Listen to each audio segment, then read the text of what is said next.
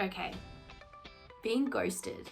Now, this is being ghosted in business, but I feel like you could potentially use this throughout anything in life, whether it's friendships, relationships, whatever that might be. So I want to talk about how I got ghosted during COVID and by clients and what I did to recover from that.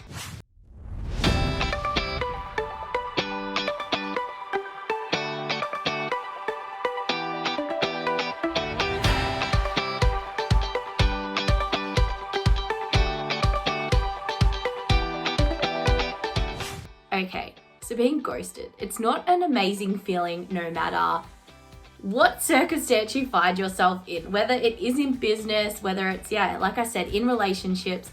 Being ghosted can be really hard to deal with. Now, to put some background around it, during COVID, the first couple of weeks when we started to go into lockdown, I actually had clients that have still not responded from my emails. Legit have not responded. I still haven't heard from them. Some of them like my content, physically like it, but I haven't heard from them. And I really wanted to show you how I recovered from that, because now obviously I have really aligned clients and I just love them so much. And it really, hindsight is an amazing thing. But at the time when you're first ghosted, it is really hard to deal with that. So, I had some clients that would pay me weekly and they were like my retainers. And then when COVID happened, of course, stress gets in the way.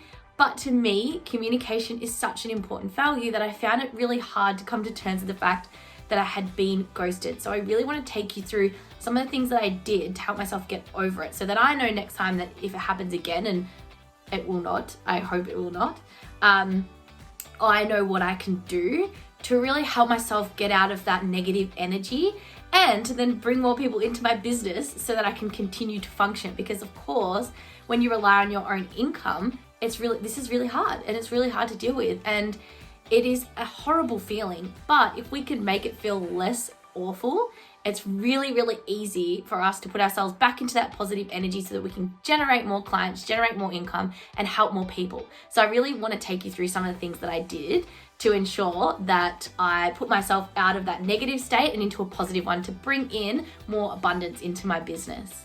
Okay, so the first thing that you really want to do is give them the benefit of the doubt. And this is a really interesting concept that I've heard around giving benefit of the doubt or asking for clarification.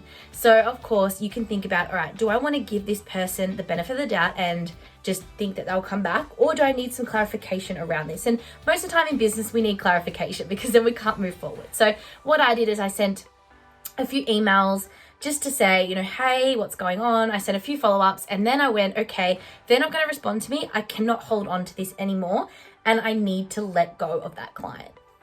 That can be really hard, especially if you really like working with them.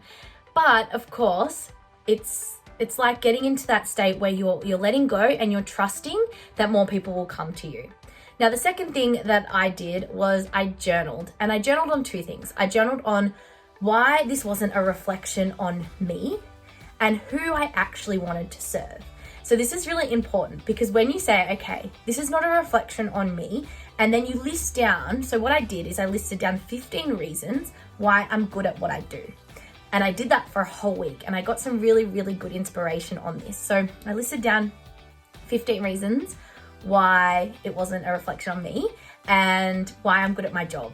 And I did that for a week. You have to repeat, because as our brains work, we're conditioned for repetition. So I kept repeating that to myself until I really believe, like an affirmation essentially. So I did that, but then I got really clear on who I wanted to work for, because it turned out, although I loved that person and really loved working for them, their business model was not something that I wanted to work on. So I got really clear. So then I journaled down my ideal client. And sometimes you don't get this until you've worked with the people that you don't want to work with. So if you're quite early on in business, give yourself, a bit of sort of space to understand that it takes time to really work out who you really want to work for. So then I started journaling out who that was. And of course, I mapped out who my ideal audience was. So then I went from working with service-based to working with coaches, to working with online businesses. And I got really clear on who I wanted to be surrounded by. So then I changed all my messaging on my socials, on my website, to bring in those people, because it's a good thing to write it all down, but if I'm not reflecting that in my content, then I won't bring in those ideal people or that ideal client. So that's how I got really clear on who I wanted to work for. So once I knew who this person was, now it was time for me to really build connections with this audience. So I started following them on Instagram, on social media, and I started to connect with them more, connect with them in the DMs, have more conversations, and really start to understand what they needed in a content writer. And you can do this for any form of client that you want to work for, whether you're a coach, looking to help in the business space, whether you have a product and you want to start selling to a more aligned audience. This is when it was really, really easy for me to build those connections and connect with them and make them see me as a friend more than I want your business. Because at the end of the day, if I can't build that connection, and I'm not going to know whether they're ideal for me, because the way I see it is I want to work for people who I can build a really good friendship off as well and build that trust through friendship. So I started talking to them a lot more, building that connection, and it made it really easy when it came to pitching. Sometimes I didn't even have to pitch.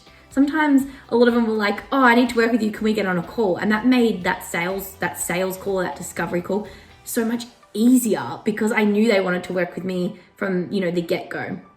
So it's really, really important to build those connections and give value. Of course, you need to get to the point where you don't give all value and you start bringing in that sale. But when you build that trust through the value, it's a lot easier for you to convert that ideal person. And that's not to say that you're just connecting with them to sell. You're connecting with them to build that network up so that you can build those fans, not just followers, not just people that follow you on socials or think that they like what you do, but actually are fans and advocate for you and sell for you, like create content or tell people about you. Even if they can't hire you, they might tell other people about you. Like I remember I would advocate for my coach before I'd even paid her as a coach. So, it's like building that trust up so that people will want to buy from you the minute they have an opportunity to.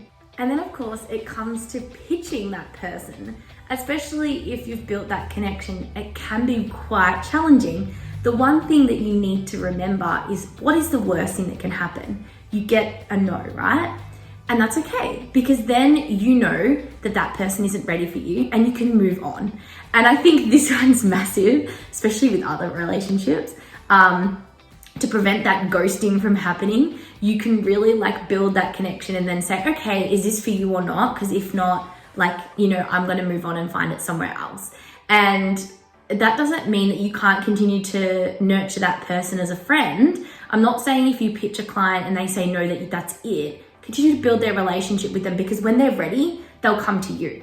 So I think it's really important to continue to nurture that relationship, whether it's just checking in with them every now and then, replying to their stories, but actually valuing them as a person, not just as money. And what you need to remember is it's always an energy exchange. It's not just money all the time. It's, you help them and they exchange that with an energy of money. So that's why, going in with the pitch can be a lot easier when you're not afraid of the outcome. Because if they say no, it's fine. You just find another person that you can connect with and work with. And that's just, it doesn't mean that it's a no forever. It's just a no for the minute. So don't get so caught up on the fear of what the outcome can be. And that will make it a lot easier for you to go in and pitch that person. And I think what else you need to remember is, when you have been ghosted or you're looking for new clients, utilize the network that you have. And I, to be fair, didn't really do this until recently. If you're investing in a business coach, if you're, you've got all of these people around you, ask them if they know of anyone that might need your services, or if they could share, some of your content to promote that you're looking for new clients. Whatever that looks like, utilize the network that you have, because people are always willing to help you if you, of course, have built that connection with them, or if you have, you have a really good relationship, a really good network. Utilize what you have. People are always willing to help out, especially if they know that you've gone through quite a rough stage, or your business might not be going as well as you want to at the moment because you've been ghosted or whatever that looks like. Just continue to utilize the network that you have. That's one of the most important things. And to ride the highs and lows. Just because you have a low doesn't mean it's a setback and you're not meant to be in business. It's just a test to see how much you want it, how much you're willing to, you know, find the right people for you. I think the major thing for me was like, okay, well, that person wasn't right for me, and I probably knew that deep down, but I didn't want to lose the money, or I didn't want to lose that client because I felt bad saying, hey, I'm sorry, like I can't help you anymore. And I think like being really honest with who you want to work with makes it so much easier, because those people will not ghost you. They will they'll hold on to you, and they'll really see the value in what you can deliver. And I think when we have these periods of being ghosted, and especially during COVID, like it's a really hard time. Everyone's dealing with this differently. And some people act out of fear and they just make rash decisions, and that's okay. I think what you need to remember is, like I said before, it's not a reflection on you. You just continue to deliver the value and know your worth and trust what you do. And remember that it will pass. It will always pass. And every time you lose a client or you lose a relationship or whatever that might be, it's like a circle. And like in business, like we have turnaround. And like that's just opened you up for more people to come in and for you to serve more people. And I think it does take a long time to understand this. I think the number one thing you need to remember is have self-compassion for yourself, and remember that like this is just life. You know, some people are meant to be in our lives for the whole story, and some people are only meant to be in it for just a chapter. So when you identify that, and you can sort of, you know, remember that it's not a reflection on you, and unless like, you know, that when you've been ghosted, you've been really given no reason as to why they didn't utilize you, and or they did ghost you. So sometimes you'll never get those answers, and that's okay too. Because as I said, it will pass. More people will come into your life, whether it's for business, whether it's for relationships, and you'll just continue to evolve and grow. And I think when you take away that, you know, that reflection on yourself or that self-worth, and you have more self-compassion, it's so much easier to bring amazing, incredible people into your life. So I hope that helped. We've all been ghosted. It's okay. Like, you know, I can't tell you how at the start I was just like, oh my gosh, like this is so bad. And of course, when it comes to your livelihood, it is stressful. But when you take a step back, you know, do the inner work, and then remember that there's more people out there that need your services, you know, you'll get back on the horse and you'll find more people that you can help. And that's really important, that you make sure that you don't let it get you down for too long and then you just act on it. Of course, you can have time to like feel into it and feel the hurt and the neglect or whatever you need to feel. But then go forth and conquer. Find the people that you want to work for, because they're out there.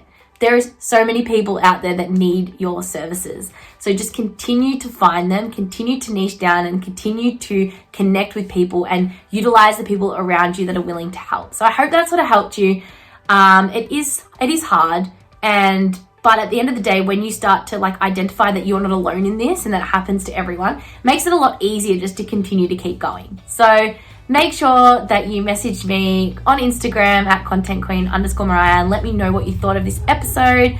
Let me know if there's anything you want me to talk about, you know, in the future. At the moment, whilst in lockdown, you know, I would love to be showing you travel and adventures and everything. But at the moment, I'm just trying to utilize personal stories that I've had and challenges and share them with you, just to help you feel a little bit less alone, I guess, in these times. So yeah, make sure you connect with me. Tell me if this video resonated with you, and I will talk to you very soon. Bye.